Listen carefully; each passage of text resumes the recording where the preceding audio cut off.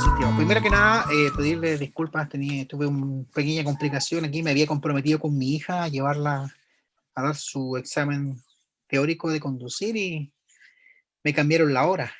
Entonces, cuando planifiqué esto, claro, tenía la hora anterior, digamos, en mente. Así que gracias a todos y todas por su paciencia y su comprensión y bueno, tomar esta media hora más tarde, ¿no? Para poder tomar esta clase.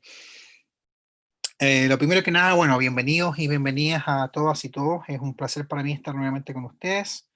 Eh, He tenido la oportunidad de estar ya con algunos de ustedes y es un placer. Pues mi nombre es José Luis Moraga, yo soy pastor de discipulado aquí en una iglesia menonita en Winnipeg, Canadá. Desarrollo casi todas mis labores ministeriales en inglés. Entonces me encanta poder tener la oportunidad de estar con ustedes aquí y poder hablar mi lengua nativa, ¿no? Porque cuando hablo inglés tengo que pensar mucho y tengo que tener cuidado con lo que digo. Acá es más fácil, me fluye naturalmente, así que para mí es súper, es una bendición, es muy grato poder estar con ustedes. Y como dice la gallina, vamos a ir al grano de inmediato, porque en realidad yo les voy a decir de inmediato que no vamos a alcanzar a ver el capítulo 1 completo, vamos a ver solamente la introducción al capítulo 1 hoy día. Y les puse una imagen, esa es una imagen arqueológica, no tengo idea de dónde es, la verdad, pero solamente se las quería mostrar para plantearles que así como los arqueólogos excavan, analizan, estudian y hacen comparaciones de sitios de importancia arqueológica, lo que vamos a hacer nosotros en este curso de 4 sesiones es adentrarnos al mundo del Nuevo Testamento para hacer algo muy similar. Vamos a leer, analizar, descubrir nuevas dimensiones y vamos a hacer algunas comparaciones y, y específicamente vamos a estar viendo la carta escrita por el apóstol Pablo a los Filipenses, que es una carta maravillosa. Y a través de este curso vamos a aprender a identificar la estructura del texto bíblico, analizar algunos conceptos que son claves y comprender qué es lo que Pablo intenta abordar a veces en sus cartas o corregir, enseñar o incluso resolver por medio de sus cartas. Ahora, para obtener una imagen apropiada de esta epístola o carta en este caso es lo mismo, debemos abordar dos preguntas fundamentales, además de estar atentos a los desafíos o barreras que nos impiden comprender el pensamiento del apóstol, ¿ya? Entonces, ¿cuáles son esas dos preguntas fundamentales? Bueno, la primera tiene que ver con ¿por qué estudiar los escritos de Pablo? Y yo espero que ustedes hayan recibido por medio del WhatsApp la presentación de la clase, entonces ustedes debiesen tener ya en sus manos al menos el documento en PDF. Si no, me lo piden, me avisan y se los mando de nuevo por email si les es más cómodo. ¿Por qué estudiar los escritos de Pablo?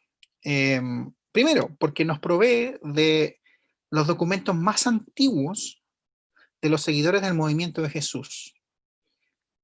Los evangelios que hablan acerca de la vida de Jesús son posteriores a las cartas paulinas.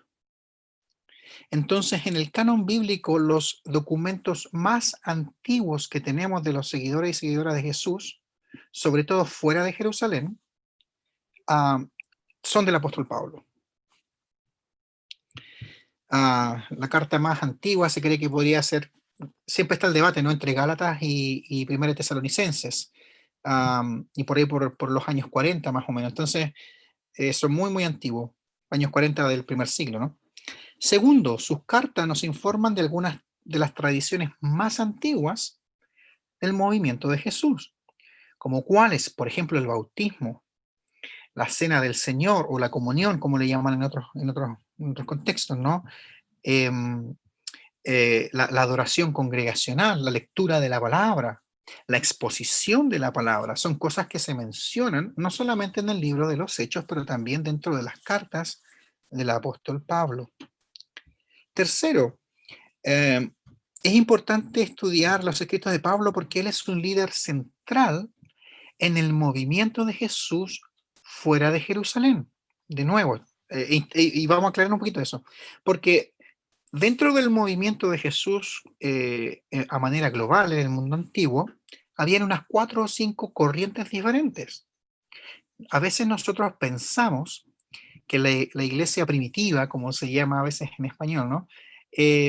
Era una entidad monolítica, una entidad homogénea, y no lo es. De hecho, los escritos del Nuevo Testamento reflejan esas divergencias a veces en énfasis.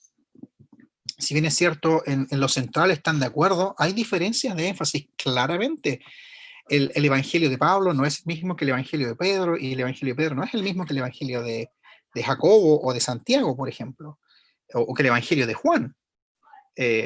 Entonces, cada uno de esos personajes que son tan importantes y son escritores dentro del Nuevo Testamento, ellos tienen seguidores que van siguiendo sus corrientes de pensamiento. Entonces es importante mantener eso en cuenta em, porque de nuevo, el movimiento cristiano desde el principio no es un movimiento monolítico.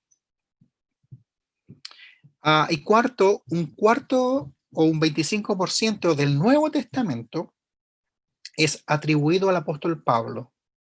Entonces, cuando nos referimos a Pablo, estamos hablando de un personaje que es tremendamente, una voz que es tremendamente potente dentro de este movimiento que es diverso y global.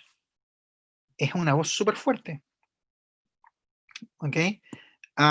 Y ustedes van a escuchar mucho acerca del movimiento de Jesús. Yo hago una diferencia entre el cristianismo como religión, como estructura, como institución religiosa, digamos, y como movimiento religioso, si es que se pudiese calificar así, y el movimiento de Jesús. ¿Por qué?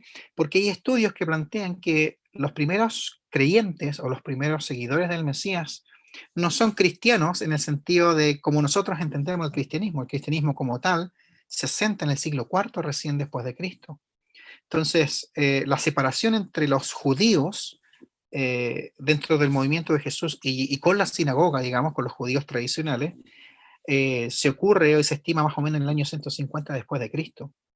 Es decir, tanto Jesús como Pablo son judíos y todos sus debates y todas sus, um, um, ¿cómo decirlo? Sus, se me viene, aquí se me viene el inglés. Sus presuposiciones teológicas están dentro del judaísmo todavía.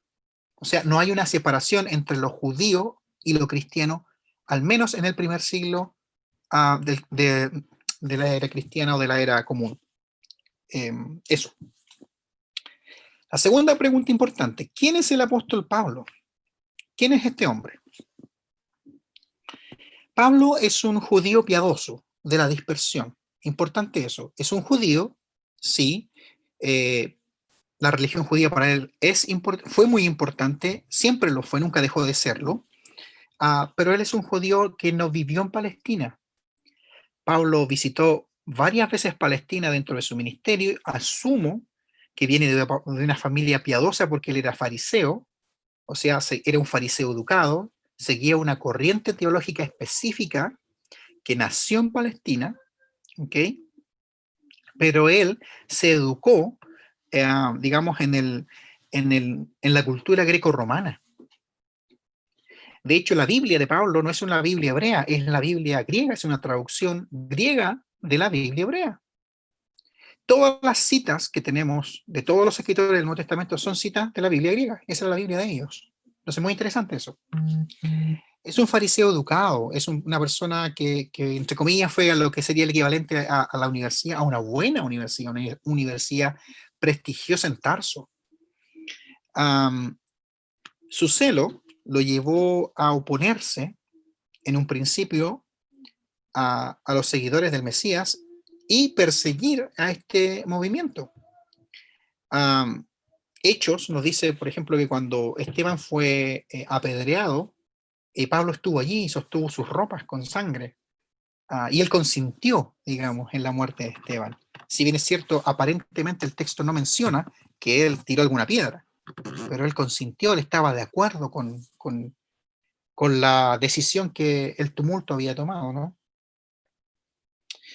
Y sin embargo, el mismo Hechos nos dice que en su experiencia de camino a Damasco, y Pablo habla algo de esto en la epístola a los Gálatas, eh, en su experiencia con el Jesús resucitado, cambia completamente o radicalmente su perspectiva, no tan solo del movimiento de Jesús, trastoca completamente su propia teología. Recordemos que Pablo era fariseo, judío, era un teólogo, un estudioso de la escritura, y por supuesto cambia completamente su vida. O sea, la experiencia en Damasco tiene un impacto eh, impresionante en la vida de Pablo.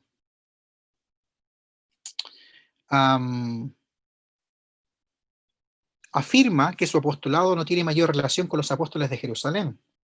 Pablo no fue uno de los 12, ni tampoco fue uno de los seguidores personales de Jesús, como no vivía en Palestina, y sin embargo, este encuentro con el Jesús resucitado lo vuelve apóstol, y él abraza esa vocación, ese llamado, y bajo ese impulso del Espíritu comienza a fundar iglesias al borde de Asia y en Europa. El ministerio fue de dulce y agraz. Tiene momentos muy buenos, muy lindos, de acuerdo a lo que vemos en Hechos y en las cartas y cuando hacemos esa comparación, pero momentos muy dolorosos también. Conflictos, problemas personales, problemas con comunidades eclesiales, en fin.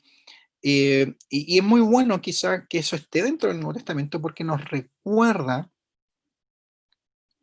que el ministerio pastoral, el liderazgo cristiano, no es tan fácil como a veces se nos pinta, ¿no? De repente estamos llenos de estas teorías, de estos tips, que si tú haces esto vas a recibir esto otro, pero en realidad, después de un par de meses nomás de trabajar con personas, tú te das cuenta que no es tan fácil, que esto no es no es matemática, no es que 2 más 2 es 4. El trabajo con personas es súper complejo. Depende del modo, de la personalidad, del carácter, del día, de si se levantó la persona con el pie izquierdo, o tú te levantaste con el pie izquierdo, ¿no? Entonces, no es tan fácil. Entonces, también es importante reconocer que el ministerio de Pablo fue de dulce y agraz. Y con todo eso, él es un extraordinario pastor teólogo. Y yo coloco estas dos cosas juntas porque tenemos el problema, sobre todo en las iglesias protestantes o de corte más evangélico que derivan del movimiento protestante, que pensamos que Pablo era un teólogo. Y sí lo es, pero no en el sentido moderno de cómo se hace teología hoy día. De hecho, Pablo no calificaría como un buen teólogo hoy día, bajo los cánones actuales. Entonces, Pablo es un pastor, primariamente es un pastor, es un apóstol, es una persona que ama la iglesia y que toda su teología la aplica, se relaciona directamente con la vida de la iglesia. Y eso es una cuestión realmente maravillosa que vamos a ir descubriendo en esta carta preciosa a los filipenses. ¿Cuáles son los desafíos para interpretar a Pablo? Y esto es re importante también.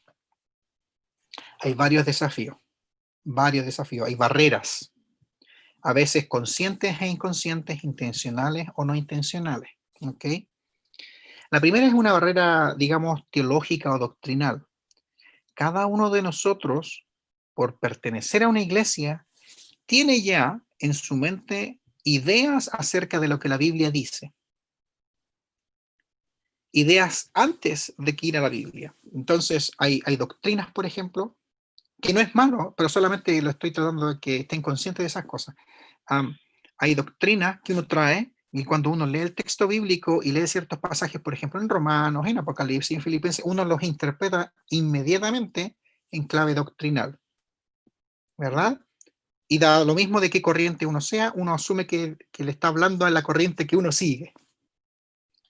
Ese es una limitación, ese es un problema cuando nos acercamos al texto bíblico y tratamos de entenderlo dentro de su propio contexto. Y también tenemos los supuestos teológicos, ¿no? Que es más o menos en la misma línea, cuando nosotros pensamos que el texto está diciendo cosas que realmente no está abordando o no está diciendo. Y eso tiene que ver con lo que nosotros creemos que el texto dice antes de siquiera leerlo. o antes de siquiera analizarlo. Y para eso hay razones. Nosotros escuchamos muchas predicaciones, escuchamos pastores, predicadores, predicadoras, en fin. Entonces, estamos llenos igual de cierta información que nos predispone a leer el texto de cierta manera. Segundo, tenemos desafíos contextuales y ocasionales. Todas las cartas y todos los escritos del Nuevo Testamento, sin excepción, son ocasionales. ¿A qué me refiero con eso? A que están derivados de una situación, de una contingencia. Algo estaba pasando en las iglesias que los escritores del Nuevo Testamento quisieron abordar. Incluso los evangelios. Incluso los evangelios son ocasionales. Por eso tenemos 4 perspectivas de Jesús, de la vida de Jesús. Y a veces encontramos que una historia está al comienzo de la vida del ministerio de Jesús y la misma historia en otro evangelio la encontramos al final. ¿Por qué? Porque los evangelistas hacen una especie de redacción, acomodan su material para lo que ellos quieren comunicar a la iglesia, a su iglesia. Entonces son tremendamente contextuales. Tercer desafío eclesiológico. Pablo tiene su propia visión, concibe la iglesia con un propósito y con una visión, al igual que nosotros. Entonces a veces tenemos 2 visiones, la del escritor bíblico y la nuestra. ¿Ok? Y eso a veces entra un poco en conflicto. Entonces hay una cuestión eclesiológica ahí que también es un desafío o una barrera a saltar. Cuarto, hay una cuestión de género. Pablo se desenvuelve en una cultura androcéntrica. Y eso es una realidad, y Jesús también. Entonces, Pablo, la visión de hombre y mujer que tiene, difiere en algunas cosas, no en todo, en algunas cosas, de lo que nosotros entendemos hoy por cómo son las relaciones hombre y mujer. Entonces, es importante mantener eso en cuenta. Tenemos un problema de contraste, un desafío de contraste. ¿A qué me refiero con eso? Por ejemplo, cuando hay conflictos en la iglesia, en Corinto, ahí tenemos un caso de manual, ¿no? Tenemos una visión de la historia. En 1 y 2 de Corintios tenemos una visión de la historia. El único que nos cuenta lo que más o menos pasa es Pablo. Pero no sabemos, no tenemos la historia de la iglesia, o sea, no tenemos la versión de los digamos, de los diáconos, de los líderes, de los miembros de la iglesia de Corinto. Tenemos solamente la visión de Pablo. Entonces, hay elementos en que a veces tenemos solamente una perspectiva de lo que realmente estaba sucediendo en la iglesia. Y eso es una limitación, es un desafío también grandote. ¿Qué más? Tenemos desafíos pastorales. De nuevo, como las situaciones son ocasionales, o como las cartas son ocasionales, a veces hay conflictos que son similares, y que Pablo resuelve de una manera y que no necesariamente se van a resolver hoy de la misma manera. Entonces, hay temas de resolución de conflicto, hay temas de que en algunas veces Pablo quiere corregir ideas o pensamientos, hay ocasiones en que Pablo quiere corregir a personas y disciplinar personas, y quizás hoy día nosotros haríamos algo completamente distinto. Y eso es legítimo, ¿eh? No significa que nosotros estamos haciendo algo mal, o que... Perdón, tienes toda la razón. No estaba pasando el PowerPoint. Ese soy yo. Hay elementos que simplemente son tan únicos que no hay comparación, simplemente, ya sea por la cultura, por el tiempo, por los años de experiencia, en fin. Y está bien, no es mayor problema. Otro desafío, tenemos desafíos de retórica. A veces Pablo suena un poquitín violento, y a veces suena un poco medio... Nosotros tenemos una expresión en Chile, no sé si se usa en estos tiempos, que es ser como medio cachetón, es como ser un poco arrogante, ¿no? Y Pablo tiene esto también en Corinto, y en Gálatas, para qué decir, o sea, se hace, entre comillas, se hace respetar. se hace valer, si es que uno lo ve desde una perspectiva positiva, ¿no? Pero varios podrían decir, hey, el tipo suena muy arrogante, ¿no? Entonces, su personalidad es súper fuerte. Y eso es un desafío también para interpretar a, a Pablo. Y finalmente tenemos un desafío de traducción. Esto es tremendamente importante. Nosotros tenemos que comprender que ningún escritor de la Biblia habla nuestro idioma. Ningún escritor de la Biblia habla nuestro idioma. Entonces, el vocabulario y la idiosincrasia, por ejemplo, de los escritores bíblicos, no es la misma que tenemos nosotros. Hay palabras que ellos usan que para nosotros tienen un significado, pero sin embargo para ellos tienen otro significado. ¿Por qué? Porque ellos viven en otro momento histórico, en otra cultura, en otro tiempo, con otras personas. Pablo usa el lenguaje común y corriente. De hecho, los escritores del Nuevo Testamento usan el griego, pero no es el griego clásico, no es el griego de la alta alcurnia, es el griego común y corriente, el griego de la calle. Y Pablo usa ese lenguaje, ¿no? Y muchas de sus imágenes son tomadas del lenguaje de la vida cotidiana, de lo común y corriente, ¿no? Y a veces las palabras que él usa son palabras que se usan en un contexto no religioso, sino sociopolítico. Y claro, cuando nosotros leemos el texto bíblico, nosotros asumimos que el texto bíblico es esencial y eminentemente o exclusivamente un texto religioso. Y nosotros perdemos eso, perdemos el aspecto más social, más político, más económico, que el texto asume. El texto nunca se ha despojado de eso, solamente que con los años nosotros lo hemos vuelto un texto casi o exclusivamente religioso. Algunos ejemplos para darle aquí algunas cosillas. Pecado es errar en el blanco, pecado es un error.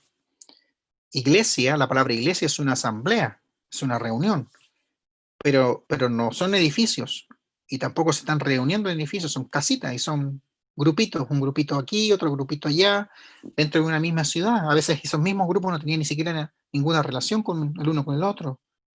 Cristo no es un nombre, sino un título. Salvación no es salvación del alma, salvación es un tipo de rescate. Y a veces la salvación tiene que ver con otros elementos más allá de la salvación personal, digamos. Fe no es necesariamente creencia, pero fundamentalmente confianza, lealtad, fidelidad. Justicia no es solamente una cuestión personal, pero también sociopolítica. Entonces, de nuevo, lo que yo pretendo hacer con esta parte, digamos, al mostrarle los desafíos, es que realmente el texto, la Biblia, no es un libro fácil de leer. No es un libro fácil, es un libro complicado y requiere mucha meditación, mucho estudio, mucha vocación, mucha conversación. Ok, abramos esta cosita. Si tienen micrófono ahí o quieren usar el chat, si tienen alguna pregunta, algún comentario o algo, este es el momento. Aprovechen ahora. Espero que se escuche bien.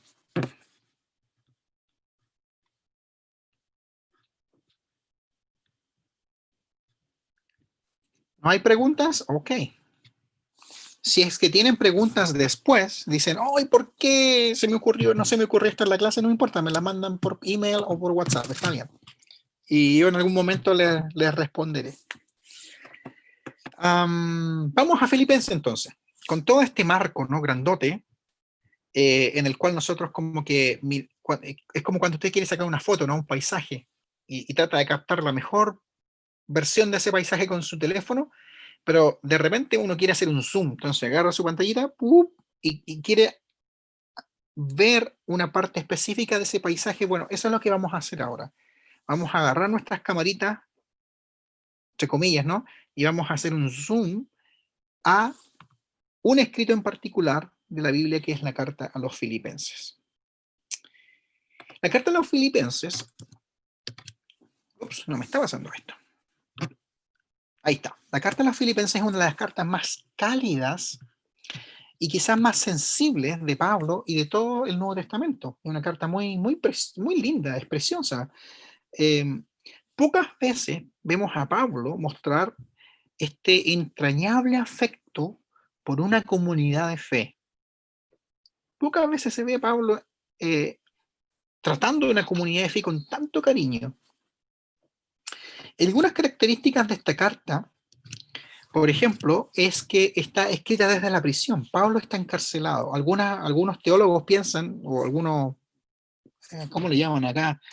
Investigadores, qué sé yo, profesores de Biblia, piensan que este no es un escrito de Pablo por las transiciones, porque a veces suena muy abrupto, pero hay que pensar que Pablo escribió esta cuestión en la calle, no sé si me entiende, o sea, es como que Pablo estaba ahí a full y mientras podía un tiempecito, ahí se ponía a escribir quizás un pedacito y después se acordaba otro pedacito y así. No es que Pablo se sentaba en un escritorio como lo haríamos nosotros hoy día con su cafecito o su Coca-Cola, y si es invierno, no sé, con su chimenea ahí, su computadora adelante, su pizarroncito y todos los recursos, todos los libros que yo tengo atrás.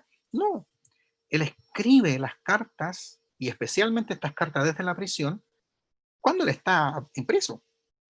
Y no, en un lugar no muy cómodo, no sin, en condiciones bien paupérrimas. Entonces también tenemos que pensar en eso. Esta es una carta especialmente escrita desde la prisión, en condiciones bien complejas. Segundo, es una carta que expresa muchísima gratitud. Muchísima gratitud. Y lo que más me encanta de esta idea de la gratitud de Pablo es que enfatiza este concepto de mutualidad, de partnership, de ser socios en, en el Evangelio, ¿no? Esto es muy bello. Y me encanta porque hay esta idea de mutualidad nos habla de cooperación. Es una iglesia que coopera en que el Evangelio se pueda expandir a través del ministerio de Pablo. Entonces, eso es muy lindo. Y por eso Pablo expresa su gratitud. Otra característica es que enfatiza el gozo. Varias veces, dependiendo de la traducción que ustedes tengan, Pablo usa la palabra gozaos o regocijaos. Regocijaos en el Señor siempre. Y otra vez les digo, no regocíjense. No me canso de repetirle, lo ocurre no sé cuántas veces, muchas veces. Entonces enfatiza mucho el tema de el gozo. 16 veces, aquí lo tengo, 16 veces aparecen en un sentido o en algún sentido similar la palabra regocijaos. Lo cual es tremendamente extraordinario si uno piensa que está encarcelado. Y cuarto, es una carta de alto contenido teológico pastoral. De nuevo, las dos palabras yo las uno. ¿Por qué las uno? Porque Pablo, nuevamente, y lo enfatizo, Pablo no es un teólogo de escritorio. ¿Okay? Pablo es un teólogo que reflexiona y que desarrolla su labor teológica y pastoral mientras está en el camino, mientras está enfrentando las situaciones, mientras va de viaje, y no de viaje de placer, sino de viaje misionero. Entonces, Pablo no es un teólogo de escritorio, no es un teólogo que se ha llenado de libros, sino que es un teólogo que es pastor. Y que todo lo que él piensa en sus argumentos, en sus ideas, en su teología, está directamente relacionada con la vida de la iglesia. Con eso en mente vamos a pasar unos minutitos, unos 10, 11 minutos en esta, espero que se vea bien este video, y ustedes me dicen si está bien el audio, ¿no? Vamos a ver un video de una introducción y un panorama completo de la carta, así como un pincelazo rápido, y luego ya nos vamos a enfocar más específicamente en la carta. Vamos a ver cómo nos va aquí.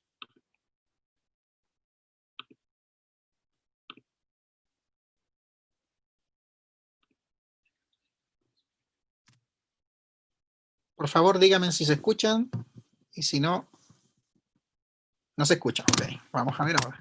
La iglesia en Filipos fue la primera comunidad de Jesús que Pablo fundó en Europa Oriental. Y esa historia se nos cuenta. Pero no se ve. Filipos era una colonia romana en la... Ok. Entonces, Sí, se escucha, pero no se ve. Ok. Quizás mejor bajar la presentación y mostrar el video. Tengo el video, pero no sé si... ¿Podría dejar de compartir la presentación y mostrar el video? Sí, Solamente. eso voy a hacer. Eso mismito voy a hacer. Voy a dejar de compartir aquí y me voy a ir a una página de YouTube. Aquí está.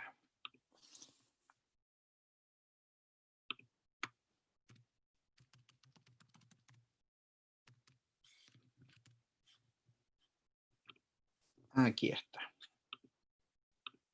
Entonces ahora nuevamente voy a compartir mi pantalla y voy a desconectar el micrófono que yo tengo acá. Paul's letter to the Philippians. The church in Philippi. No, me agarró el... Lo tengo por default. Me tomó el en inglés. Ahora sí.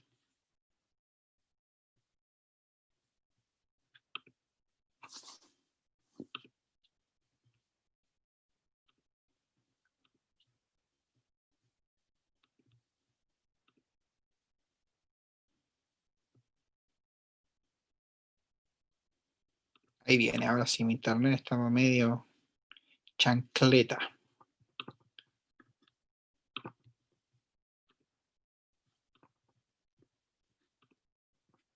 La carta de Pablo a los Filipenses. La iglesia en Filipos fue la primera comunidad de Jesús que Pablo fundó en Europa Oriental, y esa historia se nos cuenta en Hechos capítulo 16.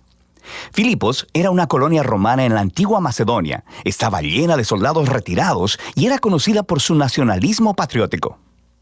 Así que allá, Pablo tuvo resistencia cuando anunciaba que Jesús es el verdadero rey del mundo.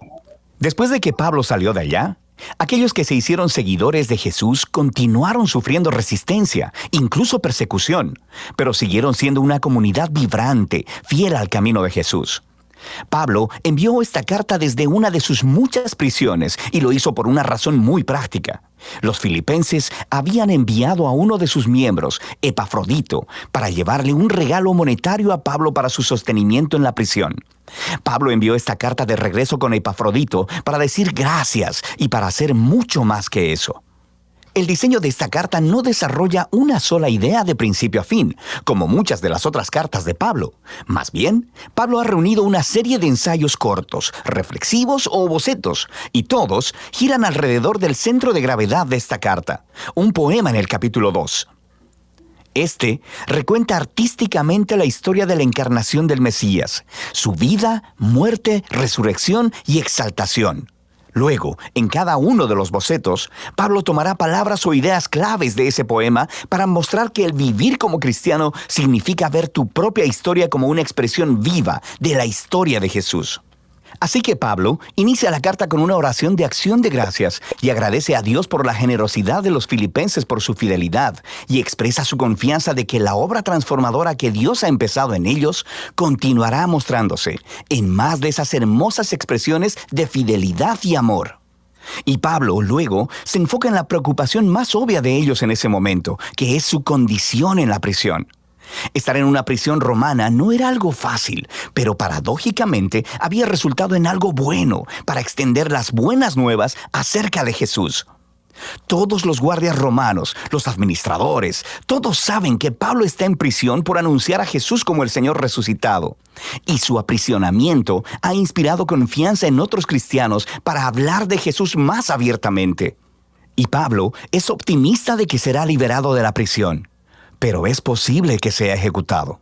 Y mientras reflexiona en esto, dice que realmente no sería tan malo, porque para mí, dice Pablo, vivir es el Mesías y morir es ganancia.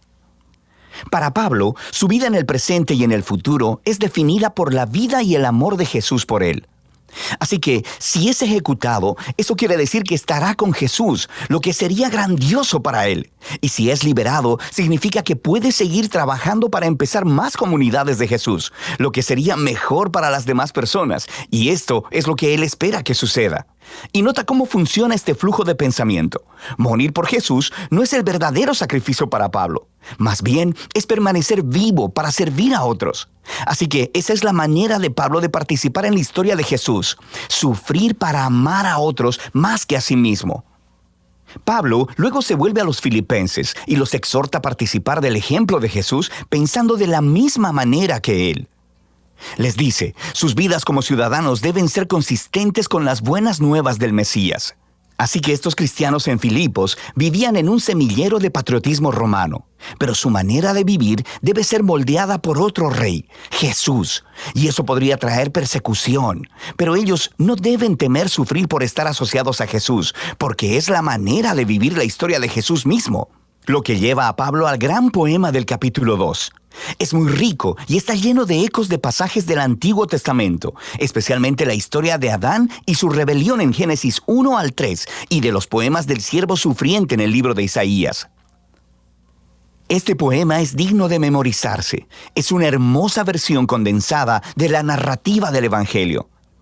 Antes de volverse humano, el Mesías existía en un estado de gloria e igualdad con Dios.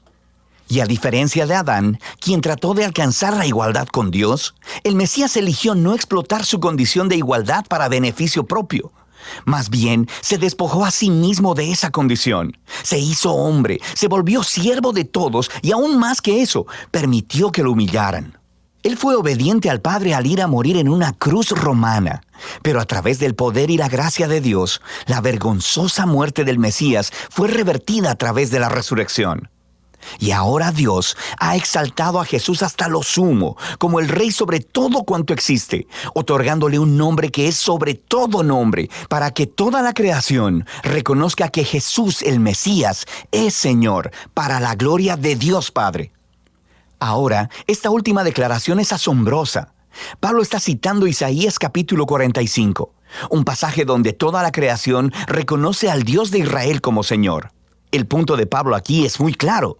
En el Jesús crucificado y resucitado, descubrimos que el único y verdadero Dios de Israel consiste en Dios el Padre y el Señor Jesús. Así que para Pablo, este poema expresa su convicción acerca de quién es Jesús. Y hace algo más. Ofrece el ejemplo de Jesús como una manera de vivir que sus seguidores deben imitar. De manera que por esta razón, Pablo continúa inmediatamente contando dos historias. Primero, acerca de Timoteo y luego sobre Epafrodito, porque ambas son ejemplos de personas que están viviendo la historia de Jesús. Timoteo es como Jesús, porque él está constantemente preocupado por el bienestar de otras personas, más que por el suyo.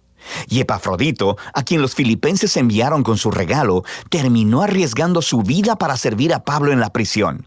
Se enfermó tanto que casi murió tratando de ayudar a Pablo, pero Dios tuvo misericordia de él y de Pablo al librarlo de perder un amigo. El punto de Pablo aquí es que este tipo de personas son ejemplos vivos de la historia de Jesús y son dignos de imitar. Luego, Pablo se vuelve hacia su propia historia como ejemplo. Esos cristianos que habían estado demandando la circuncisión de los cristianos no judíos, recuerda su carta a los Gálatas, todavía están causándole problemas a Pablo. Le siguen recordando de su pasado cuando solía perseguir a los seguidores de Jesús, cuando intentaba mostrar su rectitud delante de Dios con su celosa obediencia de las leyes de la Torá. Pero al igual que Jesús, Pablo ha desechado todo ese estatus y privilegio. Él considera todo eso como basura, y la palabra que él usa es de hecho mucho menos cortés. Él está despojándose de todo para hacerse un siervo al igual que Jesús, para participar de sus sufrimientos y de su amor sacrificial. Y hace todo esto esperando que el amor de Cristo lo sostenga hasta la muerte y hasta la resurrección. Así que Pablo dice que para los seguidores de Jesús, su verdadera ciudadanía está en los cielos. Pero para Pablo, esto no significa que debemos estar esperando salir de la tierra e ir al cielo algún día. Más bien, el cielo es el lugar trascendente donde Jesús gobierna como Rey. Y él dice, esperamos ansiosamente que nuestro Rey Salvador venga de ahí y regrese, para traer su reino de justicia sanadora y de amor transformador, para producir una nueva creación. Luego, Pablo reta a los filipenses a seguir viviendo la historia de Jesús. Él primero se dirige a dos mujeres líderes prominentes en la iglesia que trabajaron junto a Pablo, y ellas tienen alguna clase de conflicto. Así que Pablo les ruega que sigan el ejemplo de humildad de Jesús, que se reconcilien y sean unificadas. Pablo luego exhorta a los filipenses a no rendirse al temor, sino que a pesar de la persecución expresen todas sus emociones y necesidades a Dios, quien les dará paz. Y esa paz, dice Pablo, viene al enfocar sus pensamientos en lo que es bueno, verdadero y amable. Siempre hay algo por lo que podrías quejarte, pero un seguidor de Jesús sabe que todo en la vida es un regalo y podemos elegir ver la belleza y la gracia en cualquier circunstancia de la vida. Lo que lleva a Pablo a su conclusión. Él agradece una vez más por el regalo sacrificial de los filipenses y quiere que sepan que sus prisiones, sus tiempos de pobreza, no son verdaderas dificultades para él. De hecho, se convirtieron en sus mejores maestros, mostrándole que no importan sus circunstancias. Él ha aprendido el secreto del contentamiento, la simple dependencia en aquel que lo fortalece. Pablo ha llegado a ver su propio sufrimiento como una participación en la historia de Jesús. La carta a los filipenses nos da un vistazo único en el corazón y la mente de Pablo. Él veía su vida entera como una representación de la historia de Jesús. Y en esta carta puedes sentir su conexión cercana con Jesús, su conciencia de que el amor y la presencia de Jesús están más cercanos a él que su propia piel, y que eso es lo que le da esperanza y humildad en sus horas más oscuras. Así que Pablo nos muestra que conocer a Jesús es siempre un encuentro personal y transformador, y que esa es la clase de Jesús al que Pablo invita a los demás a seguir. Y de eso se trata la carta de Pablo a los filipenses.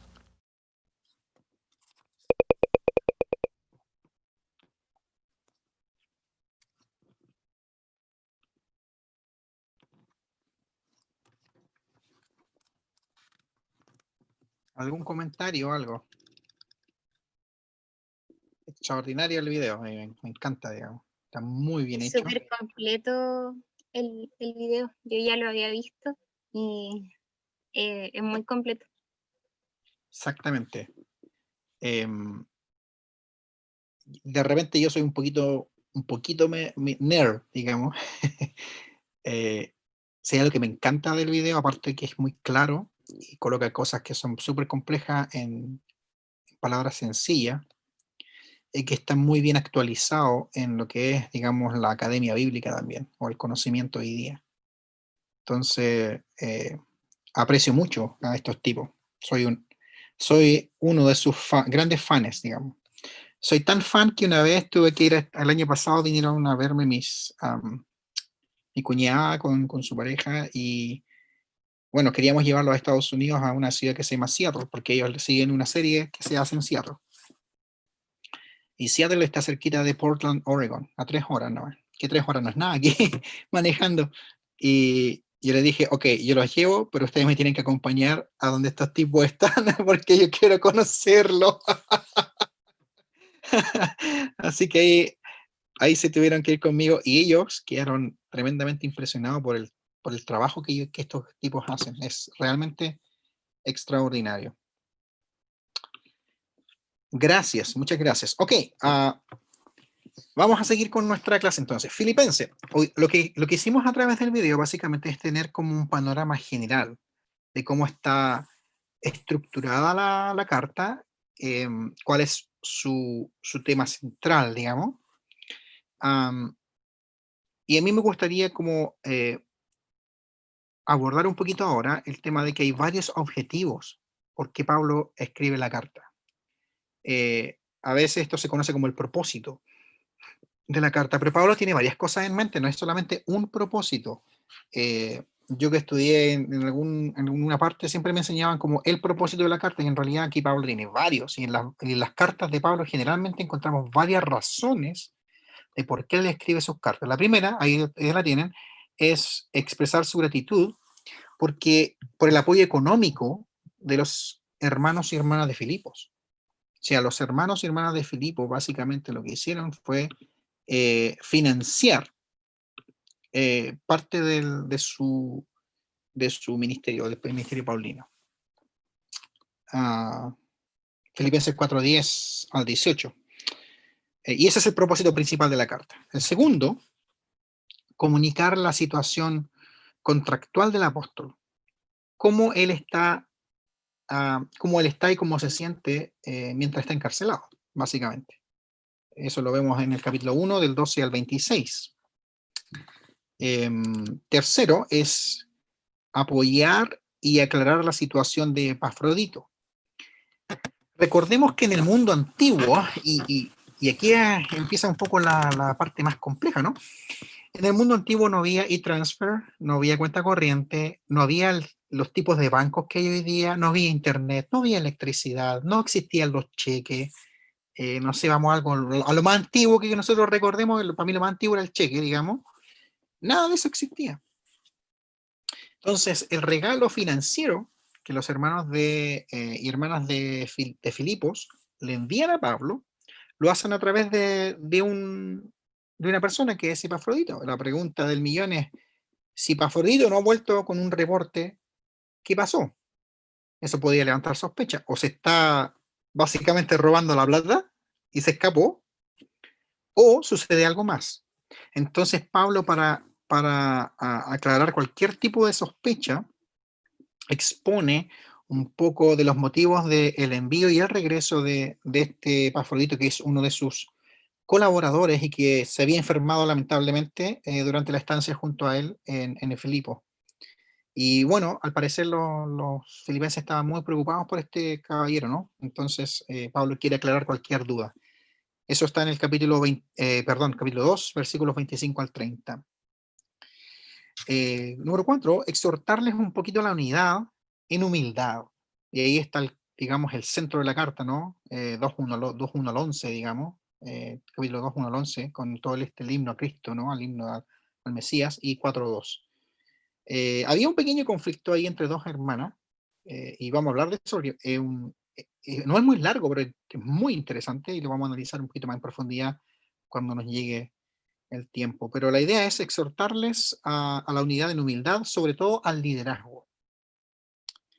Y por último, el último objetivo es advertirles contra los falsos maestros, del capítulo 3.1 al 4.1 más o menos, porque Pablo ya había tenido problemas en su viaje misionero en otros lugares. Y al parecer, estos tipos lo seguían de un lugar a otro. Eran duros. Entonces, habían tipos judaizantes que pululaban por aquella región y querían influenciar negativamente a la iglesia de Filipos. Y vamos a entrar un poco en eso un poco más adelante, ¿no? Me hubiese encantado darles más trasfondo histórico, pero la verdad es que a ella no hubiese visto nada del capítulo 1 y quiero al menos comenzar con el capítulo 1 hoy día. Pero les prometo que les voy a hacer una pequeña hojita con algún tipo de información acerca del trasfondo histórico de la ciudad de Filipos y más o menos de qué significa ser colonia romana. La ciudad de Filipos está en Europa del Este, es una de las primeras comunidades europeas que Pablo funda. Originalmente se llamaba ciudad de Crenides, porque esa palabra significa lugar de las fuentes, y que hace referencia a sus ríos y a sus copiosos manantiales. Sin embargo, su nombre Filipos deriva de un tipo que Philip o Felipe, ¿no? Que es el padre de Alejandro Magno. Y por Filipos pasaba una de las vías más importantes que comunicaba Oriente y Occidente. Tenemos que recordar también, esto es historia, pero nos sirve un poquito para entender. En ese tiempo no habían carreteras urbanas. En ese tiempo no habían carreteras de un lugar a otro. Entonces, los romanos, cuando empiezan a conquistar, ellos comienzan a construir estos caminos, también por razones militares, ¿no? Y económicas.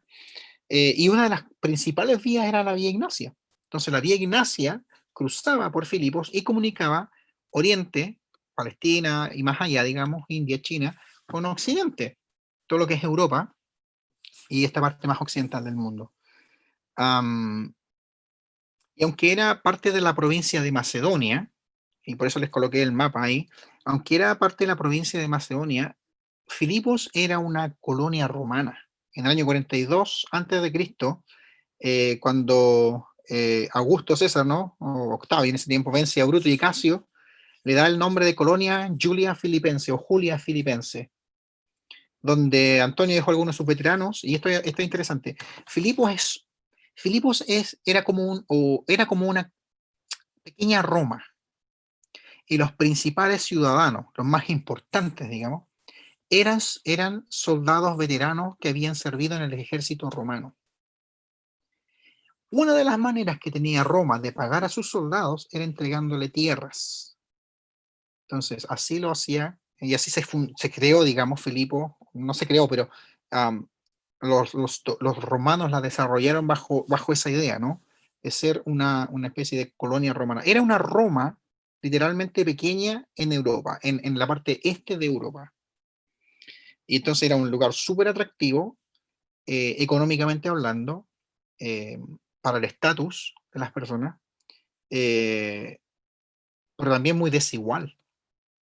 De repente me pasa que mientras más estudio el contexto de la Biblia, digo, chuta, pareciera que no hemos avanzado mucho, porque este tema de las desigualdades y las inequidades sigue siendo latente hoy en día. Da lo mismo el país donde estemos, ¿no? Entonces, les voy a enviar una hojita en algún momento, cuando tenga un tiempito lo voy a hacer, con esa información para que ustedes la puedan tener, ¿ya? Entonces, eso es solamente lo que voy a mencionar respecto al trasfondo, digamos, histórico, cultural, por el momento. Ok. Nos quedan, ¿cuántos? Nos quedan, probablemente les voy a robar 5 minutos más. Vamos a estar un poquito más, ¿ya? Pero vamos al capítulo 1, de inmediato. ¿Qué nos dice el capítulo 1? ¿Dónde tengo mi teléfono? Acá.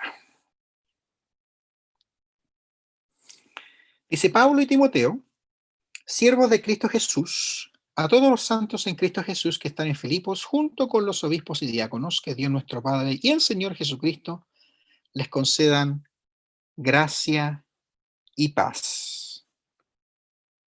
Eso es todo lo que vamos a leer, y es todo lo que vamos a conversar del capítulo 1.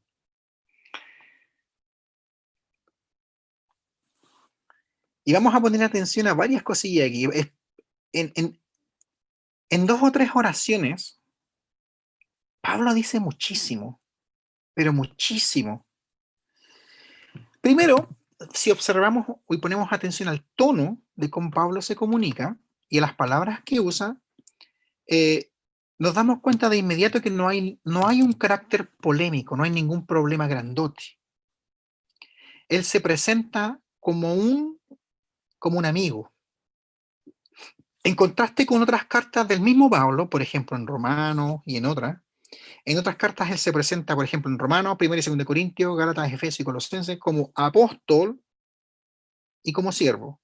Pero primero pone sus credenciales como apóstol. Es como cuando alguien se presenta y dice: hola, yo soy, no sé, el licenciado o el magíster o el doctor tanto, o la doctora o la magíster tanto. Pablo siempre coloca como sus credenciales primero para validarse frente a la comunidad, pero en este caso no lo hace. Muy interesante, porque Pablo no siente la necesidad de tener que presentar sus credenciales apostólicas a esta comunidad. Entonces eso ya no está diciendo algo importante. Entonces él se presenta como un siervo, y no se presenta solo a sí mismo, dice Pablo y Timoteo. Timoteo es su colaborador, uno de sus colaboradores principales. Y a los dos les dice: nosotros dos. Ahí tengo mi interlineal griego e inglés, porque no tengo uno en español, lamentablemente, pero es precioso verlo aquí. Los dos somos, dice Pablo, siervos, somos doulos o doulos, somos esclavos del Mesías. Esclavos del Mesías o Cristo. ¿Por qué yo voy a usar más que nada la palabra Mesías en vez de Cristo? Porque me parece que eso nos acerca un poquito más nos ayuda un poquito más primero nos presenta el desafío de que Cristo no es un nombre, sino un título. Mesías es un título. Segundo, porque nos ayuda a acercarnos un poquito más a lo que los escritores bíblicos están tratando de comunicar. Entonces, Mesías significa ungido, ¿no? No es un nombre, es un título que hace referencia a un agente humano de liberación y gobierno, a un rey enviado por Dios. Y hay varios Mesías en la Biblia, no hay solo uno, hay varios. Ciro, por ejemplo, Dios lo llama mi Mesías, mi siervo. Y en fin. Cuando Pablo se llama a sí mismo y a Timoteo esclavo, señala tres cosas. Uno, primero, es que ellos son posesión exclusiva de Jesús. Están completamente ligados a Jesús. Eso es lo primero. Hay una relación de dependencia con el Mesías. ¿Ok? Segundo, Pablo está hablando y estableciendo su absoluta lealtad y obediencia a este Mesías, a este rey, Jesús, a este emperador, si quisieras llamarlo, lo cual es tremendamente subversivo porque sugerir, afirmar, proclamar que tú estás siendo leal a una autoridad superior al emperador o a otro emperador podría traerte grandes problemas en el Imperio Romano. Lo dejo ahí, digamos. Y tercero, apunta a la honorabilidad de este título, porque este es un título que también era usado no solamente para el Mesías, para el Cristo, para ese ser humano que iba a ser enviado por Dios para restaurar al pueblo de Israel y liberarlos de su presión y llevarlos nuevamente como una especie de nuevo éxodo y llevarlos a la tierra prometida. Este título también se usa en el Antiguo Testamento, por ejemplo, para Moisés, Josué, David, y Ciro, como les decía, que es un gentil, que no es judío, como un agente usado por Dios para llevar a cabo sus propósitos con el pueblo de Dios. Entonces apunta a la honorabilidad de este título. Algo tremendamente importante, quizás que nosotros podemos relacionarlo. Yo imagino que todos ustedes son, no solamente son creyentes, no son solamente son seguidores y seguidoras de Jesús, pero también son personas que van a la iglesia y van a la iglesia porque aman la iglesia, porque se quieren relacionar con Dios y con sus hermanos y hermanas, ¿no? Y quizás esto nos va a servir a todos nosotros recordar algo importante. Tanto el ministerio como la predicación de Pablo están anclados y sustentados en Jesús, el Mesías. Todo lo que él hace, todo lo que él piensa, todo lo que él va a desarrollar en esta carta, todo lo que él hace como convicción y como predicación y como trabajo pastoral o apostólico, está sustentado, está enraizado, anclado en Jesús el Mesías. Entonces aquí se me sale el pastor. La pregunta que yo les hago, y ustedes no me tienen que responder a mí ahora, pero es si ustedes, como seguidores y seguidoras del Señor Jesús, están anclados, si sus vidas están enraizadas, moldeadas, transformadas por Jesús el Mesías. Es algo que uno tiene que preguntarse a sí mismo. Y ahí está la pastoral, digamos. ¿Qué otra cosa? La carta está dirigida a una comunidad o una asamblea, no a individuos específicos. La carta está dirigida hacia la asamblea, hacia la iglesia, si lo queremos llamar de esa manera. Pero prefiero en este caso llamarlo asamblea. ¿Y cómo se denomina esta asamblea? Pablo dice que son santos. Santos. Yo estoy confundido, creo que me confundí con la hora. ¿Cuánto me queda? ¿Media hora o no?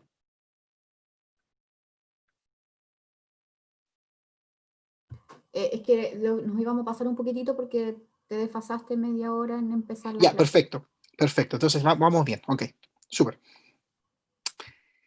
Ok, Pablo se dirige a la asamblea. Ok. ¿Y cómo denomina a los miembros de esta asamblea? Pablo dice que son santos o santas. Usamos solamente digamos, el apelativo masculino, pero se entiende que está involucrando hombres y mujeres. Santos, santas. Santos, pero ¿en relación a quién?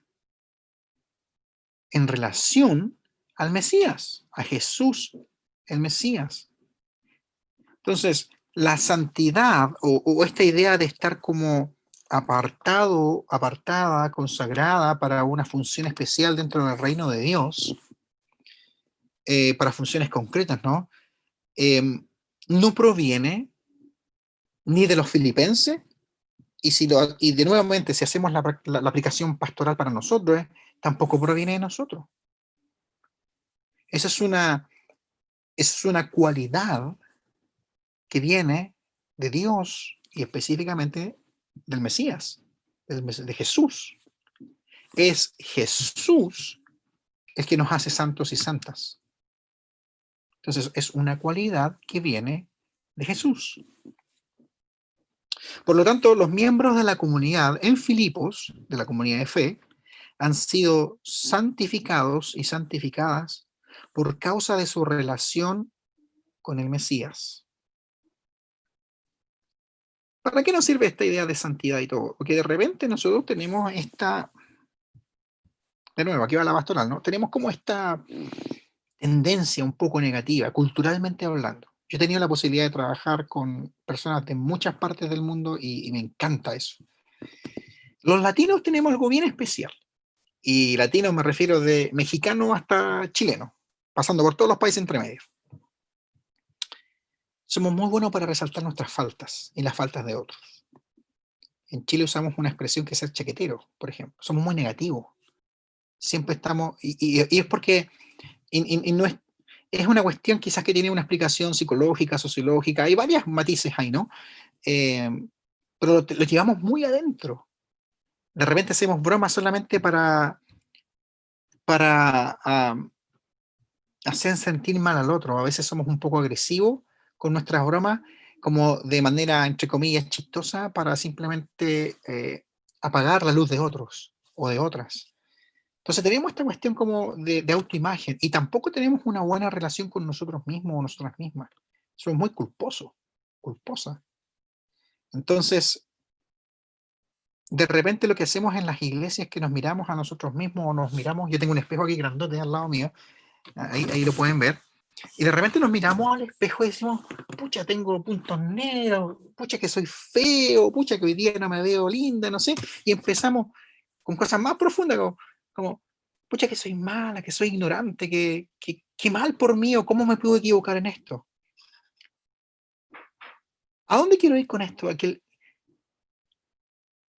nuestra dignidad y posición en el reino de Dios no está fundamentada en nosotros mismos, sino que viene de Jesús. Entonces Pablo, claro, usa este lenguaje, ¿no?, un poquito más religioso, esta santidad, esta manera de indicar que hay algo especial en esta comunidad, ¿no?, en estas comunidades. Hay algo especial en estas personas. Lo mismo yo puedo decirle a ustedes, hay algo especial en ustedes, pero eso especial no viene de ustedes mismos, sino que viene de esa relación con el Mesías. ¿Qué más? Para Pablo, después de la relación con Jesús, está su relación con la comunidad, que es re importante. Muy importante. Mire qué lindo. Pablo, a través de toda la carta, siempre está hablando en plural.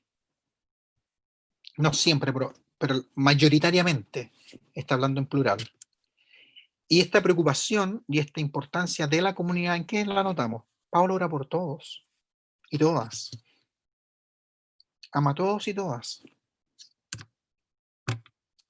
Añora verles a todos y todas. Añora ver esa comunidad. Pocas veces tenemos en los escritos de Pablo esa idea de, hey, yo quiero estar con ustedes, quiero pasar tiempo con ustedes, quiero verles, quiero ver sus caras. Quizás ahora nos pasa a nosotros por el tema del COVID, que hemos estado tan distanciados físicamente, ¿no? Pero a mí me pasa, hay días que quiero ver gente, quiero ver sus caras. Ya no quiero ver sus caras a través del computador, quiero mirarles cara a cara, quiero tocarles.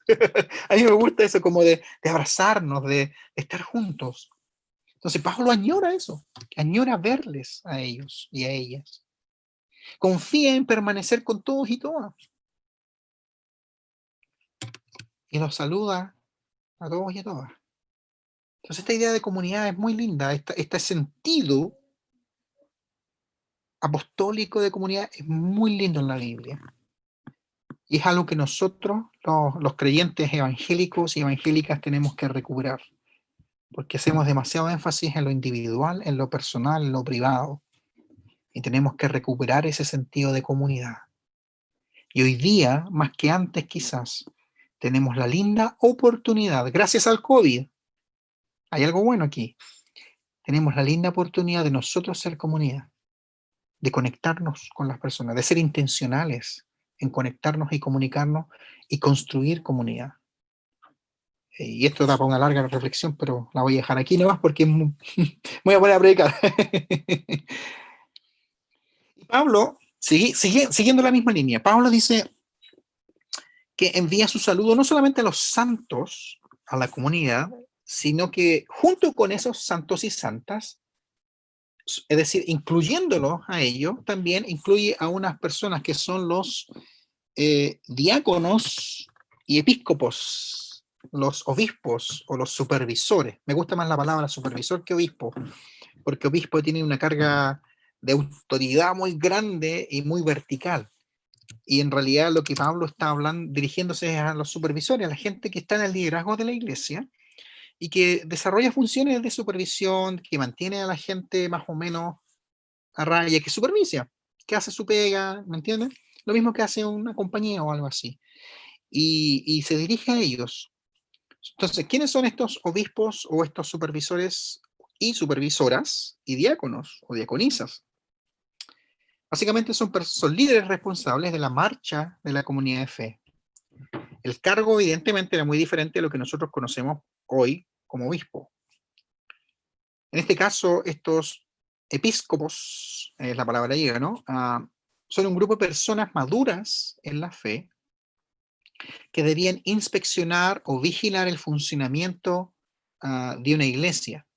En este caso es una congregación chiquitita, no varias, sino una sola, en este caso específico, en Filipenses, ¿no? Y los diáconos funcionarían como los auxiliares, como los ayudantes de estos supervisores en la comunidad.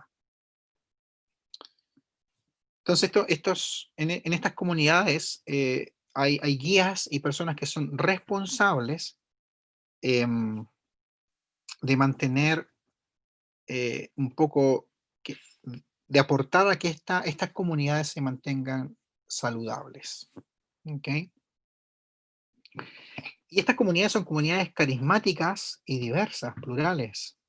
Están articuladas de forma profundamente democrática, lo cual también cualquier tipo de reunión religiosa o no religiosa en el Imperio Romano, en la época del primer siglo, que sonara a democracia, podía llevarte a problemas. Muy interesante porque hoy en día, cualquier grupo religioso hoy día, al menos en nuestras sociedades, hay excepciones en Asia, por ejemplo, en África, pero en la sociedad que nosotros vivimos hoy, no hay ningún peligro en reunirse, no hay ningún problema, digamos. ¿Okay? Y con esto termino. Y de ahí ya podemos hacer algunas preguntas, y ustedes pueden hacer preguntas o comentarios. En su saludo inicial hay dos cosas que Pablo les desea. Una es gracia, y yo se las puse ahí en las dos palabras, una en griego y en otra en hebreo, aunque quizás debía haberle puesto el equivalente griego, que es eirene, ¿no? Charis o charis e eirene, o shalom. ¿Por qué les puse shalom? Porque Pablo, si bien es cierto, su Biblia es griega, recordemos que Pablo es judío. Entonces, cuando Pablo reflexiona como teólogo, está pensando como hebreo, como judío. Está fundamentando su pensamiento en las escrituras hebreas.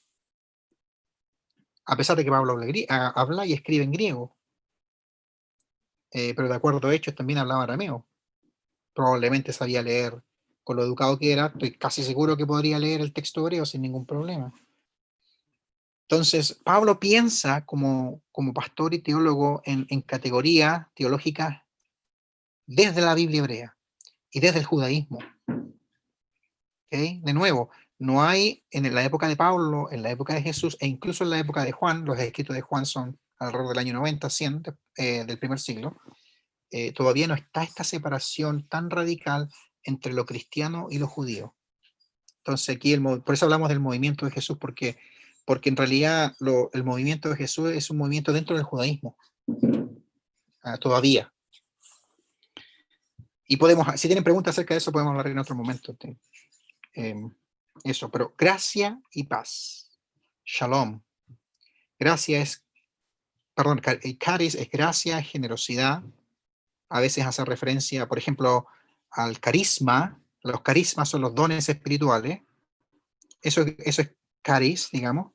Y shalom, o eirene, como Irene, pero con una E primero, eirene es la palabra griega, habla de bienestar, habla de armonía, habla de balance.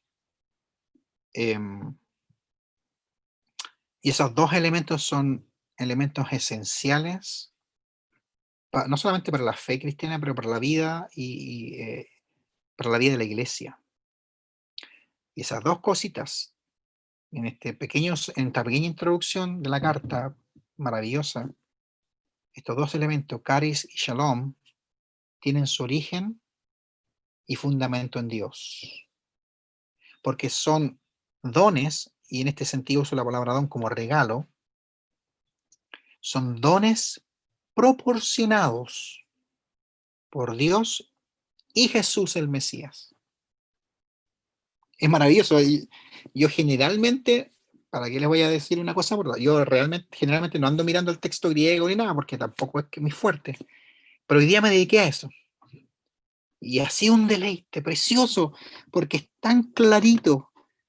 Estos dos dones vienen desde Dios, la fuente de la gracia y la fuente de paz, de bienestar, de salud, de shalom, es Dios y Jesús el Mesías. Y aquí viene la última prédica, ¿no? De repente nosotros tenemos también este conflicto, ¿no? De mirarnos al espejo y nuevamente resaltar nuestras cosas negativas y pensar que no somos merecedores de algo bueno. Yo he conocido he conocido varios creyentes, hombres y mujeres, que tienen esta lucha interna de que sientes de que ellos no merecen que Dios los ame, que no merecen recibir algo bueno de Dios. Y si bien es cierto, la Biblia habla de ese lenguaje de que, por ejemplo, nosotros lo amamos a Él porque Él nos amó primero y que nosotros no merecíamos, digamos, la gracia, es cierto, digamos, pero el énfasis no está en lo negativo, sino el énfasis es en la gracia de Dios. Lo que la Biblia tiene como objetivo es resaltar la bondad, la gracia, la compasión de Dios.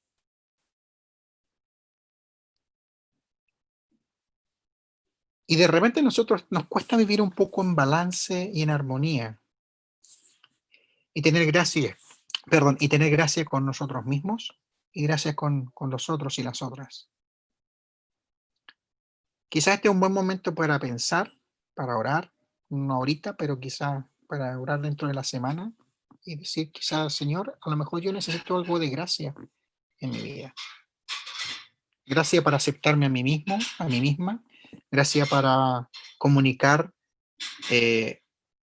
tu bondad, tu gracia, tu compasión, tu misericordia, como usted quiera decirlo, a mí misma y a otras. Y a lo mejor encontrar en este tiempo de pandemia paz, descanso, armonía. Estamos viviendo tiempos bien complicados con esta pandemia. Y esta pandemia no se va a ir rápido. Nosotros estamos entrando al invierno, no tengo idea cómo vamos a sobrevivir el invierno que es tan largo acá en la ciudad donde yo vivo. Ustedes están entrando al verano y va a ser un poquito más flexible. Nosotros ya tuvimos eso y va a ser lindo, pero va a volver el invierno y vamos a estar ahí. Probablemente. Entonces este es un buen momento como para reflexionar y decir, ok, ¿qué tengo que hacer yo como seguidor o seguidora de Jesús para dentro de este contexto de pandemia que me genera ansiedad, que me genera rabia, que me genera frustración, que me genera temor, que a veces me podría generar incluso angustia, incertidumbre, en fin? ¿Qué puedo hacer yo frente a esto? Y ahí está la invitación, creo yo, del Señor, y me encanta porque Pablo de ahí mismito empieza a orar, ¿no? Quizás es una invitación para hacer una pausa en nuestra vida y entrar en este ritmo, con esta conexión con Dios, que es la oración. Y pedir no solamente por paz interior y por balance, sino por sabiduría también para nosotros mismos, en la medida que seguimos viviendo y enfrentando esta pandemia, vayamos tomando decisiones que nos van a permitir vivir en más armonía y menos estrés, en más paz y menos ansiedad, porque esa es la vida que Dios ha diseñado para nosotros y nos promete en el Evangelio. Ahí termino con mi prédica. Preguntas, comentarios, ideas, por favor, aquí estamos.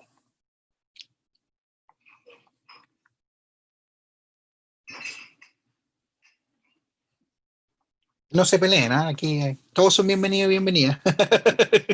voy a dejar de compartir, sí, y así los puedo al menos ver a algunos de ustedes que están con cámara, puedo verles las caras.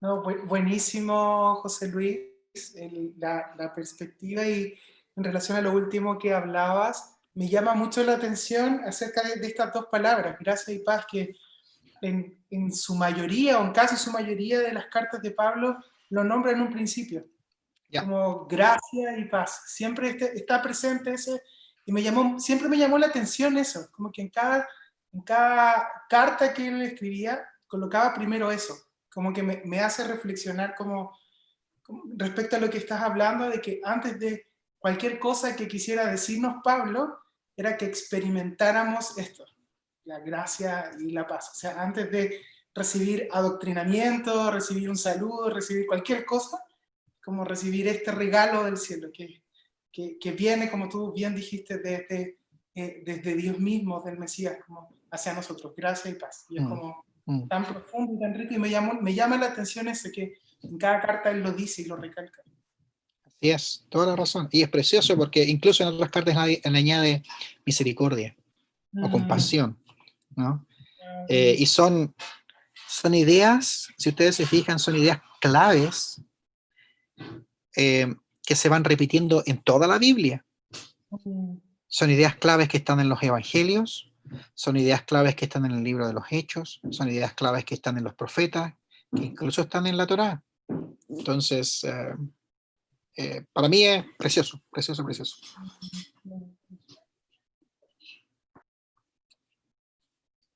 ¿Algún otro comentario o pregunta?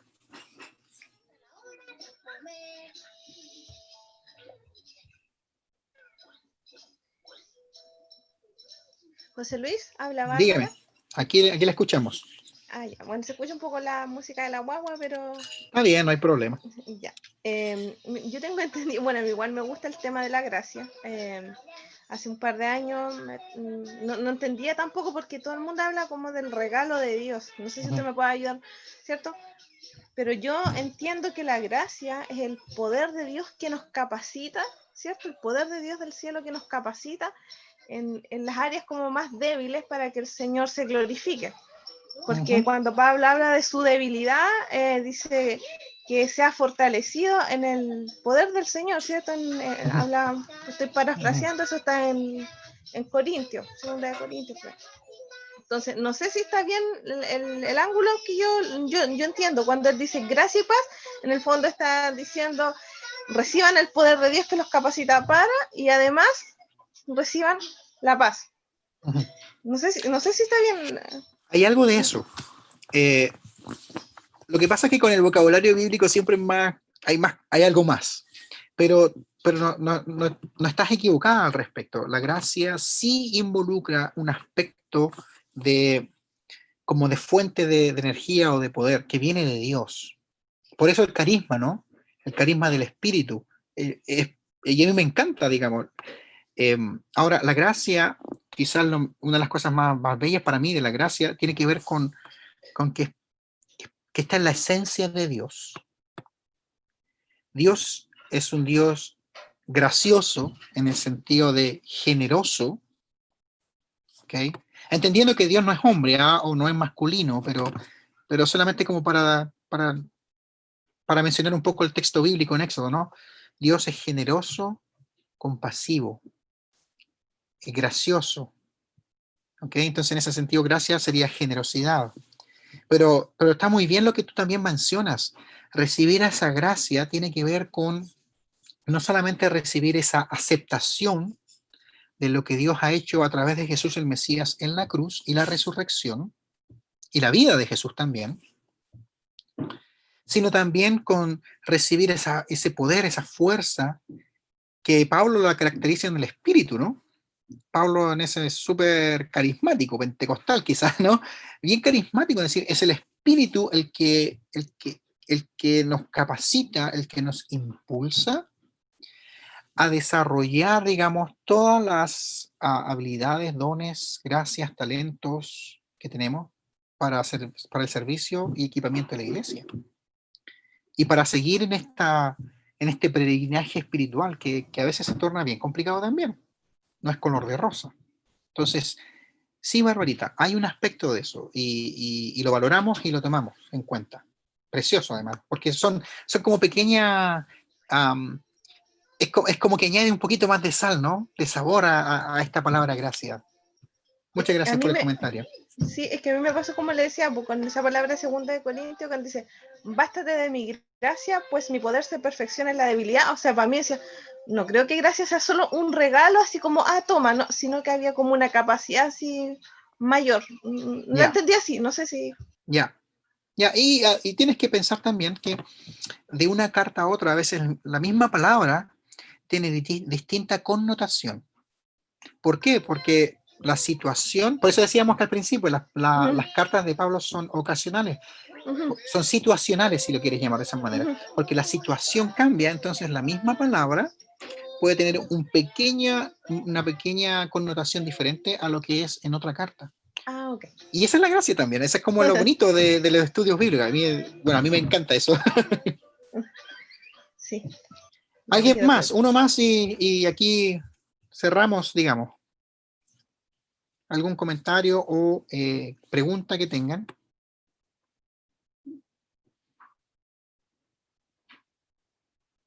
No, buenísimo, no sé si sea la última yo, pero es que genial también que solamente fue la introducción y ya dar un panorama del contexto en que fue escrito, ya te habla mucho sobre el libro también, entonces, o sea, de la carta. Ya. Entonces, de todas maneras, eso es que bueno en el fondo que se logre aclarar, que se logre como explicar, porque también le da como profundidad al texto finalmente, se logra comprender mucho mejor, como tú decías, como súper ocasional. Entonces, cada carta está escrita en un contexto distinto y siento que eso fue súper bueno, como nutritivo.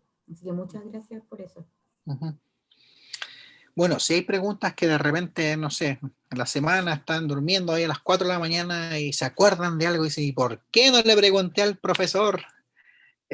Mándenme un email o mándenme un WhatsApp. Si me manda un audio que sea no muy largo, por favor. Yo feliz. Si me manda un mensaje también, que no me mande un testamento, sino ojalá una pregunta concreta. Y yo encantado de la vida, teniendo un tiempecito dentro de mis labores también pastorales, les voy a responder lo antes posible. Ese es mi compromiso. No soy de los que responde de inmediato generalmente, porque también trato de mantener ciertos límites con mi teléfono. O sea, tengo una relación, al menos procuro tener una relación más o menos saludable con mi teléfono, y hay cosas que no hago, por ejemplo, después de cierta hora. Solamente también por una cuestión de salud mental y porque aunque soy pastor, no soy pastor 24/7, también tengo vida, tengo esposa, tengo hijas, me gusta hacer otras cosas, me gusta jugar fútbol, me gusta ver películas, me gusta leer, entonces trato de mantener esos límites, ¿no? Pero de nuevo, yo estoy ahí disponible para lo que se les ofrezca y yo pudiendo ayudar, encantado la vida.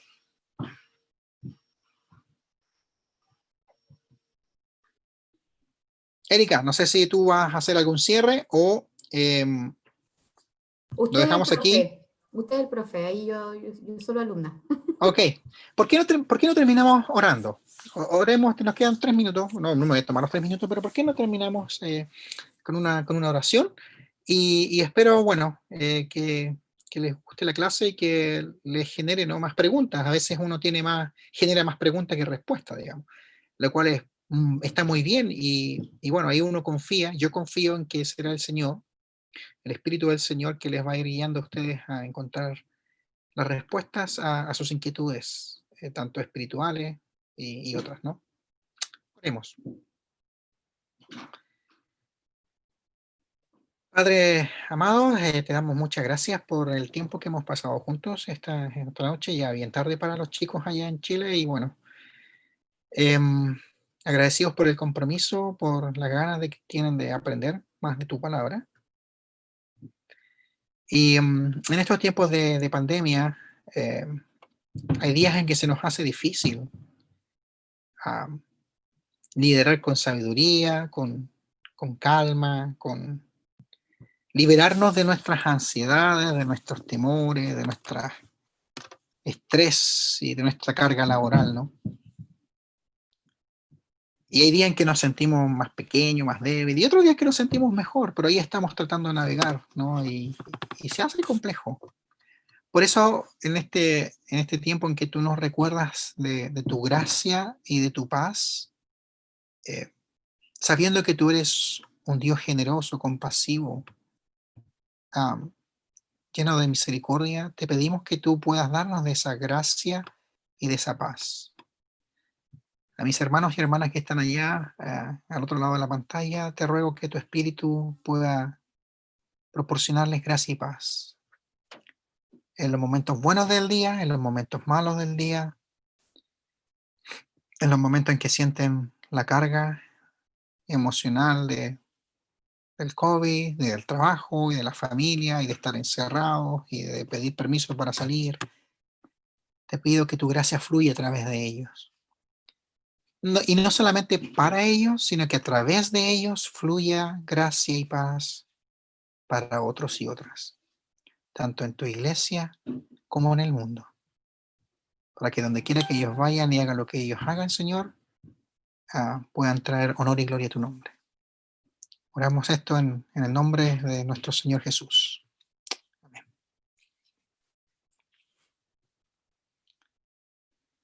Gracias, José. De nada, muchas gracias, encantado de verles. Cuídense, descansen. A mí me quedan un par de horas, voy a comer ahora. Muchas gracias por el Estén tiempo de bien. la inversión y que estén muy bien.